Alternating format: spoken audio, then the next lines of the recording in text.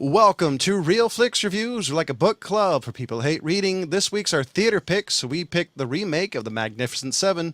We're doing American Horror Story, Season 1, Episode 6, and we bring you movie news. This week we have Jonathan Charney, James Stevens, and Ryan Preston.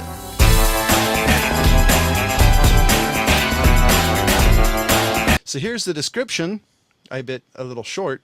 7 gunmen in the Old West gradually come together to help a poor village against savage thieves. It's not completely wrong. Well, it's exactly right. It's a pretty classic story, pretty simple. You kind of get where it's going sort of right off the bat, and then the rest of it's just the journey. And I do want to say off the bat is I was very hesitant about this movie because I love the original. I'm a big fan of Yul Brynner. So for me off the bat, I went into this movie thinking, okay, this is going to be a crap movie. And I was surprised. I was really expecting it to be the same story. You know, Americans go down to Mexico, free a little village. Some weird ending happens where it explains some kid who wasn't really part of the main story type of thing. But I liked the change. I was really impressed the fact it wasn't a complete remake. Well, most folks haven't seen Seven Samurai because it was from the 50s and it's a 3-hour long movie.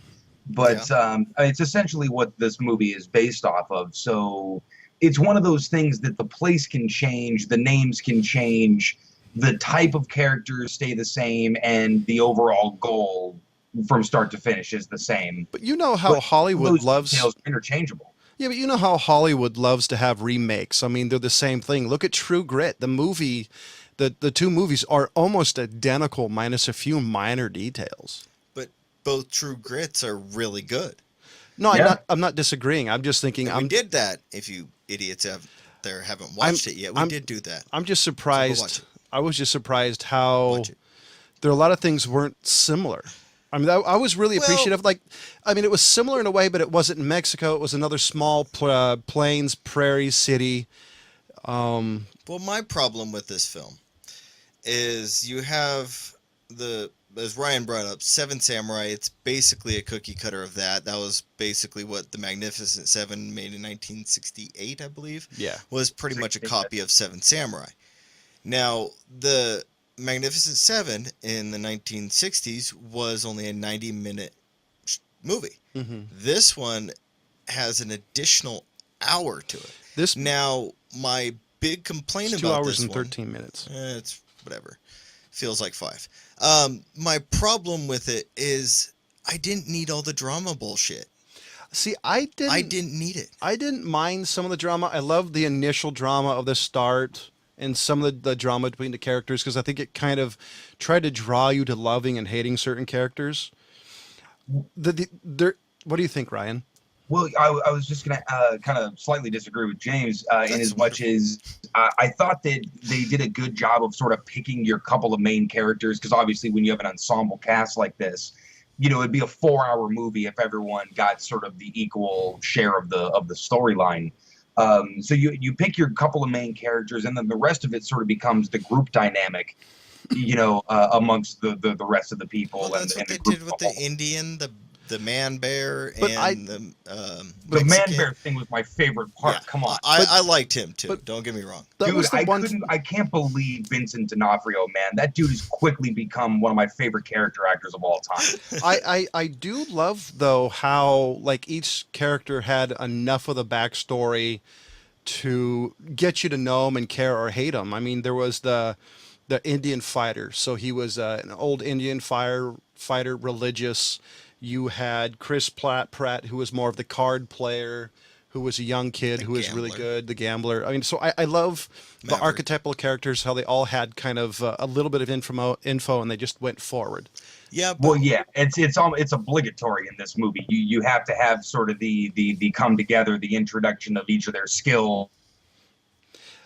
Just a little bit of action kind of endear you. My issue was the powwows around the fire. They were a little bit more drawn out than they needed to be. I liked them, actually. I thought it bogged it down. Kind of went for an old school pacing on this. See, to me, that's one of the reasons I liked the movie because they gave you a little bit to know the characters. That was the part where he tried to show that one. Chris Pratt said, "I'm going to show you how to shoot the gun," and he's like, number three, this wasn't about the gun. Yeah. I I mean, that liked was the a whole cute bit. thing, but I don't know. I just feel like that it was unnecessary to it. I understand you guys were looking for character development, Not but really. I already No. know the character development of all these guys. I've seen it a million times. Well, no. See, here's the thing: is I for guess just me. haven't seen them do it this time. Yeah, yeah. But besides the fact, I really tried to get into this without remembering pretty much the original. I went in with a blank slate. Don't get me wrong. Well, for me, I had to really try because I went into this movie thinking I'm gonna hate this. I'm gonna give this, like a 0 type of thing. So, this had to live up to my standards of it. And the only issue I had was because I think this movie had three main acts. It had the gathering of the heroes. It had kind of the building of the town, and the last three-quarters of the movie was this ridiculously long, drawn-out gun battle. Yeah. Actually, I do gotta Where say, they did reload a few times. Not much, but they did. I gotta say though, I mean, the standoffs that they had were very Clint Eastwood spaghetti western esque, and I appreciated that. They were really well executed. I mean, that's funny when spoiler, but when Chris Pratt died, I was expecting them to have that metal thing from the stove, you know. Yeah. But I don't. It was really well done, but I could have done without probably the hour of 45 minutes of gun battle and gunplay, and this isn't the Battle of Waterloo. Well, they definitely really did sort of play that off like it was the finale of a fireworks display. I mean, Jeremy But Renner there's called. He said really he did not it in the much last that I Bourne have a movie. problem with, because they didn't do a lot of the dumbass tropes that you used to see in the old spaghetti westerns, i.e., sort of like the extreme bullet impacts and dudes flying 9 feet off their horses. The only real problem that I had with it was the endless Gatling gun magazine. Oh, Yeah. And that thing was quite accurate and grouping pretty tight at like 400 yards. yeah. I mean, it's a modern spin, right? And so, since I'm probably the only person here who's actually shot a Gatling gun, it goes really quick. I mean, you'd be surprised how fast that really goes, especially when you're doing the sweeping motion and as slow as they're doing it. Oh, they would have been reloading at least four times on one sweep, or 3 or 4, I'm thinking. Absolutely. Yeah, those I mean, things you're looking for go realism from Hollywood? No, I mean, come it's on. not Kevin Costner. They pretty much had everybody reload once, maybe twice, just because what they needed is they needed to slow the pace of that gun battle down enough. You know what? I can forgive that only because there were so many people that you didn't necessarily have to. You can use it sparingly and use it, like you said, to sort of slow it down and kind of get you to take a breath a little bit. No, I completely agree. I mean, that was totally forgivable, but I did think it was funny that, oh, slow down, important part coming up. Oh, slow down, they're introducing the guy who ran away. Slow down, this happens. No, I agree, but it still made me laugh. But You can definitely tell they were using it sort of strategically. But I did like the fact that they didn't always do it the same way. A lot of movies when they do it, it's the same person huddled in a corner or a different person huddled in another corner. They did it, they were underground, they're in the old church. So I did appreciate they tried to kind of throw it up a little bit. Mix it up at least. Yeah. Instead of the same thing. But this cast is actually pretty amazing. You've got Denzel Washington, Chris Pratt, Ethan Hawke, Vincent, whatever his name is. DiCaprio, come on, man. Vinny D, bro. And Byung Hung Lee, if I'm saying that, and Manuel Gracia Ruffalo. I actually really like the guy who played Red Harvest, Martin Sensmere. Native Alaskan Inuit, isn't he? Sorry, everyone whose name John just butchered. Yeah, he was the one character that I thought they used perfectly. They didn't abuse the character by too much screen time, but because they did the kind of the old Indian trope, in my opinion. Having like the strong, silent character. Yeah. But I thought it was actually really respectful. Like, what do you think, Ryan?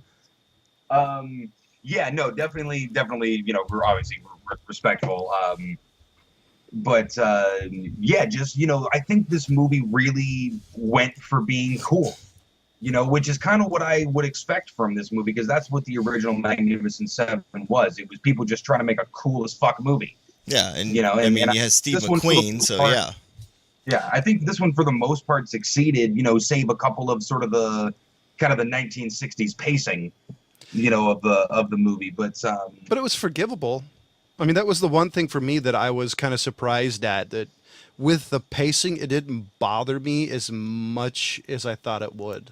well, because it was sandwiched in with so much cool shit, you know. I Yeah. mean, anytime you get this movie, like you said, that collection of heroes, you know, that's a really satisfying moment in any movie.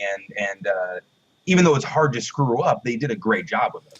So at the end of the movie, were you expecting anybody to say the Magnificent Seven? When you No, had I would have absolutely gone ape shit if that when would you have had the end narration, I was totally expecting it, and I was like, kind of at the end of it, I'm like, they didn't say it. I'm proud of you, Hollywood. Thank you. What, and here lies the Magnificent Magnificent Seven. Seven. Well, and see, that's Or the at least other three of thing. the four, or Is whatever. that this movie, when it first started, there was a couple of moments that made me think like, oh, they better not turn this into a comedy, It was you know. close. But the although there was great jokes, it only went to sort of serve the individual characters And and keeping sort of the overall tone of the movie. So that was pretty cool. And I'm glad they had Chris Pratt kind of playing his standard role. I actually think that was really needed in this movie and actually added Well, a lot to it. it's the world, right? What was that? It was basically him from Jurassic World with Yeah. a gun belt. Yeah. Pretty much. But I was really appreciative because I was thinking about it, that I think without him, this movie would have gotten a little stale, I think. Yeah, I agree. And yeah, so definitely. But also, you know, you really colorful characters, just, you know, like Vincent D'Onofrio doing. Woohoo! Yeah. what did you might want to repeat yourself there, Ryan. I said Vincent D'Onofrio doing the man bear pig, Oh, Yeah. yeah. or pig bear Jesus. man. And I Bear do man. have to say, I didn't realize that was Ethan Hawke until the end of the movie. God, really? The whole I time I'm said thinking, Ethan Hawke because of his voice, but it took me literally 5 minutes to realize that was friggin' Vincent D'Onofrio. oh, because the whole time I'm like, who is that? Who is that? IMDb. What? Yeah, I recognized Ethan Hawke. Um, So, Ryan, what do you give this movie? Oh man, it's way more than expected. I mean, this movie, I mean, did not have to be good to exceed my expectations. But I mean, all in all, this is one I'm going to come back to. This is a solid 4. James? Like I said, for me there was too much drama. I can't go 4, but it doesn't deserve anything less than a 3.5. 3, but yeah, 3.5. So I agree with Ryan in some aspects that this is going to movie I could come back with. It actually went beyond my expectations because I thought, to quote Bart Simpson, this movie would suck and blow, and it did neither. You just had lowered expectations. Very low, considering I was ready to actually walk out of this movie. That's why you guys liked it so much, is because you guys had such Well, low here's- expectations well- for it. Me, I was thinking Well, with part this of cast and part of the everything, come on. litmus test for me on this movie was if my wife was going to like it, because she loves the original, and she liked this movie, which to me was proof that this wasn't a crappy movie. So I'll give it a 4.5. I don't think it's a completely crappy movie, but I just think that there was, yeah. Well, You to heard me, me. it wasn't so much as the sort of the lowered expectations scenario, as Thank you, Ryan. just like there's certain things that I expect from this type of movie, you know. And if I can check these certain boxes, you know, then theoretically it's a good movie. And then it just comes down to how much did I sort of enjoy watching it, and I had a good time. So Yeah, and then I'd also add to that how well they respected the source material, not only being the Seven Samurai, but the Magnificent Seven, which they honestly could have crapped on both, and I thought they were very respectful of both of them, which I think in a Yeah. remake these days is Yeah. not. They don't really do it a lot. Ghostbusters. Bingo. So we're gonna. Oh, Sorry, man, it was a yeah. spasm. So, is a ghost in here? Yeah. So we're gonna switch Slimer. over to James. So, I'm actually kind of disappointed Ryan did not do his homework on this one. Now, American Horror Story, they change the each season is a different telling of a different horror story. This one was referred to as Hell House, and Each season? yeah, each season is different with the Interesting. same actors. Huh. So they just switched their roles up, and this is one where I became a big fan of Evan Peters. Is the show Quicksilver and X-Men? For those of you who don't know, I picked this one because this one gives you a pretty round introduction into what's going on in the season. And I want to throw it out to John, since John actually watched the episode, because I love this Good episode. idea. What'd you think, John? I know you don't like horror stories at all, but It actually But what wasn't about bad. American Horror Stories. Well, the story was actually a lot better than I thought it was, considering most horror movies are just kind of like, a little bit of story, this was actually pretty well thought out. I mean, it's a very slow burn. and you have multiple stories within this episode, which is another thing most horror movies and slash horror shows don't do, is have a lot of substance and a lot of story. I was impressed when I watched the series. I I can't see you watching it. I don't really know. The ghost thing was trippy. How did you like how the fat guy died? Yeah, that was pretty funny. He was in there going whatever the piggy thing was, Pig. and wasn't expecting how he died. That definitely I kind of wasn't either. The first time it happened, I'm like, oh, dude, I love this show. I was expecting him to get with the hook through the mirror type of Yeah. thing. Anyways, but I don't want to ruin it for Ryan, because I do think Ryan might. Well, now I know actually the fat guy died. Jesus. no, you still don't. Well, But you you'll gotta, know you'll know what's going on in the episode. you got to see. But no, I respected it. It was not something that I expected to at least like it all. I Yeah. mean, it's rather slow. I mean, at this point in time, Well, the thing I gotta say about why I like the show so much is they can do some of the slow stuff and build up character development over the season. So Yeah. and they do take a lot of different. Each episode, there's a lot of stuff going on. So, and I think they are able to do that because it's a series show. and it seems to, at least from this episode, able to It's an anthology. That's the word you're looking for. Thank you. it seems to be able to toe the balance between overarching story and episodic, which generally I think most shows that are like overarching story have a really hard time balancing the episodic nature of television. Yeah.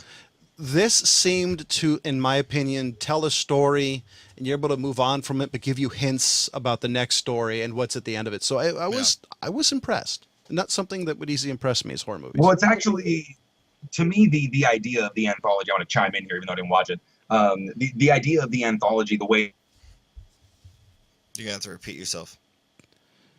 Ryan, you're gonna want to Huh? repeat yourself. Yeah. Oh, okay. I said I was going to chime in here, even though I didn't watch it. How many seasons was it, James? Have They're they up done so to far? season 6, I believe. Season 6. So yeah, it's really brilliant what they're doing. James and I have talked about this before, how we sort of like the way British TV does things certain times, where they just have this one season thing, or it's like 9 episodes of this show, and then that's it. They're not trying to milk 50 seasons out of it if they can. Yeah. But this, you can actually tell a different story. You can end a story where it needs to end and go on to something else, a different setting, a different thing. Keep the same cast and keep everybody in a job at the same time, not draw the story out, Yeah. to where it gets stale or dumb or far-fetched or, whatever. I would say BBC has an amazing ability to do 4 or 5 episode season, release another one another year, and it's still you're fulfilled by that small amount, which I don't think is another thing is really hard to do in today's market. I agree. Because Netflix does the same thing, but on the other hand, they release the entire season. Yeah, so you can just burn through them. All right, So, Johnny. ladies and gentlemen, we do have a Facebook page. You love us, hate us. How about you give us a movie that you want us to review? The other thing is we do laugh. have a podcast, audio podcast. It is at Podbean, Stitcher, iTunes, and more. And the first story I have for you, ladies and gentlemen, is Turner makes major Star Wars movie rights deal. Turner Networks, TNT, and TBS will be exclusive basic cable home for all Star Wars feature films, thanks to a multi-year deal filmed with the studios. Wait. The studios. Are they threatening another Star Wars Christmas special?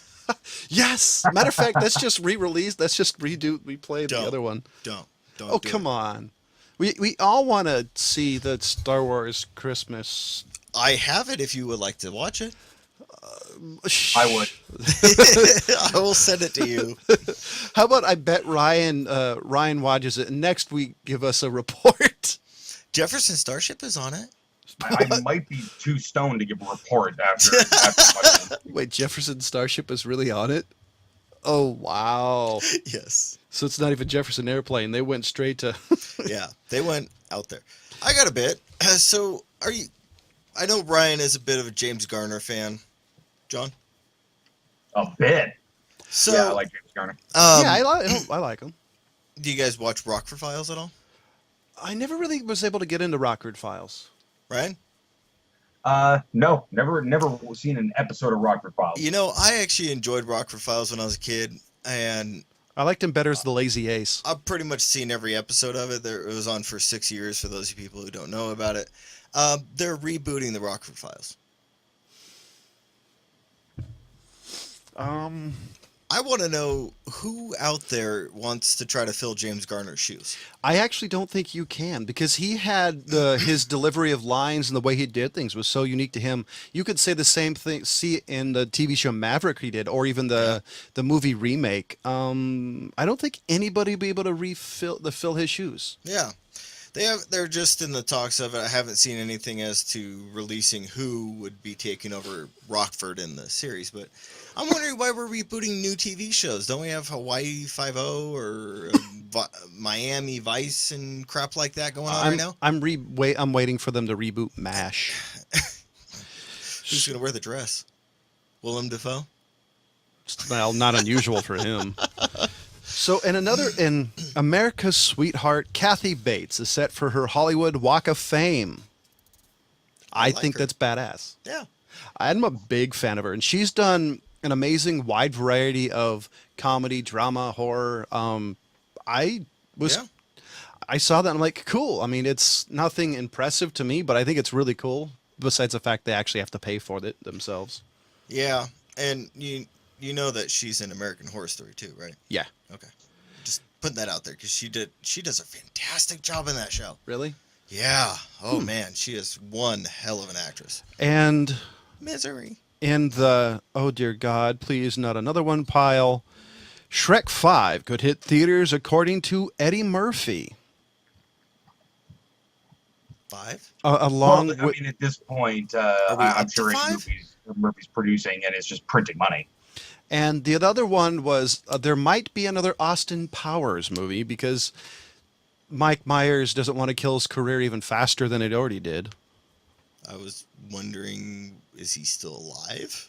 He's alive, but I think the Love Guru kind of sunk what was left of his career since they stopped we lose Gene Wilder, but we still have Mike Myers? I know. Dude. It's like that Bob Saget roast. Pryor's dead, Carlin's dead, Bob Saget's alive. Yeah. Just, I don't know. I'm not quite sure about it. Anything else you want to throw on the pile of crap? There's an interesting one is So. they were thinking about switching up the Robin character. You know, because usually Batman and Robin, because usually Robin is the stereotypical white preppy kid. Well, yeah. You know, they do have different backstories. But what do you think if they made him Asian, black, a woman? I mean, what do you think? Do you think it would? Well, there is a woman that was a Robin character. What I know, but I meant to actually make it, you know, like Dick Grayson or something like that. Like actually take the name and put it on a. Yeah, I mean, what do you think? I mean, I actually don't care. I'm not adverse to it, but I think it's a bit unnecessary. You know, I actually don't care. I mean, that's actually something that for me doesn't bother me enough. It doesn't really bother me either, but I just think is there really some type of agenda behind it?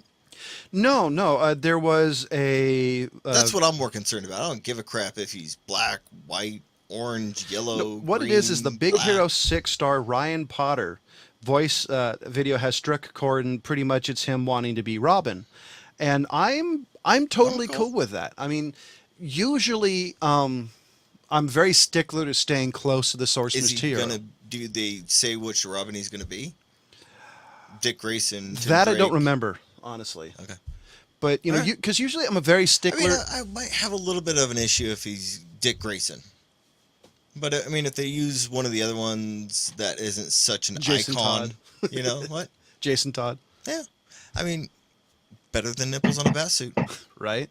See, I'm usually a very stickler to staying close to the source material unless you don't have a choice. Like if you watch Lord of the Rings, they did certain things for expedient of the movie, even though it was already a 3 hour movie. Well, So that doesn't really bother me as much.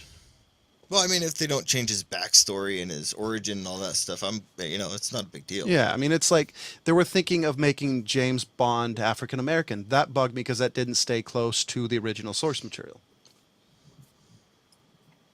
Well, Bond 007 is more of like a name. See, that's what they were saying. They said James Bond was excuse me, instead of being a particular person, it's a code name for somebody. Which, under that disguise, made sense to me. What do you think, Ryan? Yeah, I mean, yeah. I mean, obviously, there's so many weird little theories about James Bond and all that. Yeah, I'm good with it. I've always wanted to see, well, ever since they kind of thought about it, Idris Elba. I'd like to see that version for sure. I have to admit that would be curious on that one too. Yeah. Because I like Idris Elba so damn much. Damn, he is a heavy actor. So, in a kind of excited news on Wolverine 3, Bryan Singer has confirmed that Mr. Sinister will appear, which would be the first time he would be in a live action movie. Is one of my more favorite bad guys in the X-Men series. I'd be okay with that one. Let's see. But I mean, is this going to be a Wolverine exclusive? Or X-Men? My assumption, because assumption would be this is just Wolverine can't do much against Sinister. No, my assumption would be if it's a cameo, it'll be an introduction to the character. If he's a main bad guy, it may just start off, kind of really introducing the character for something. It doesn't really tell you much. It's one of those things that he's going to be in it. Look for him, which means he could be Jubilee in a classroom. Yeah. So I'm really curious in how they're going to play it off because he's one of the major villains. Yeah, he's always been one of the major villains. Yeah. So I'm really interested in another one I thought was interesting. Natalie Portman's going to be in a movie about John F. Kennedy's assassination. I'm assuming she's playing Jackie Kennedy. Why can't she be Madeline and taking him out? Ryan? Ryan? Wait. I made a professional reference. No. The Professional. She should be the Madeline and take him out. Oh, okay. Yeah, got it. Awesome. Wow, way to look, kill. It's difficult when I miss the context, Touche. Way to ruin a joke. Jackass. Internet. Uh-huh. Yeah. That's what you're blaming everything on. Yeah, you're saying my amazing internet that never seems to work, but it's an amazing nonetheless. It's all that midget clown porn, I So, swear. ladies and gentlemen, next week is my pick. And so I think I'm going to do one of my favorite movies of all time. Didn't we already do those? No, I have a lot Young of movies. Mr. Lincoln. Oh, no, this is another one. Bandwagon? Pale Rider. Ooh. Ooh. All right. And for the TV, we're going to do the new MacGyver. Okay. He did that just to get that reaction, people. Yes. And so, ladies and gentlemen, I gave The Seven Samurai 2016 a 4.5 out of 5. James gave it a 3.5 out of 5. Ryan gave it a 4 out of 5. We're watching Pale Rider and The New MacGyver. And as always, thank you for watching.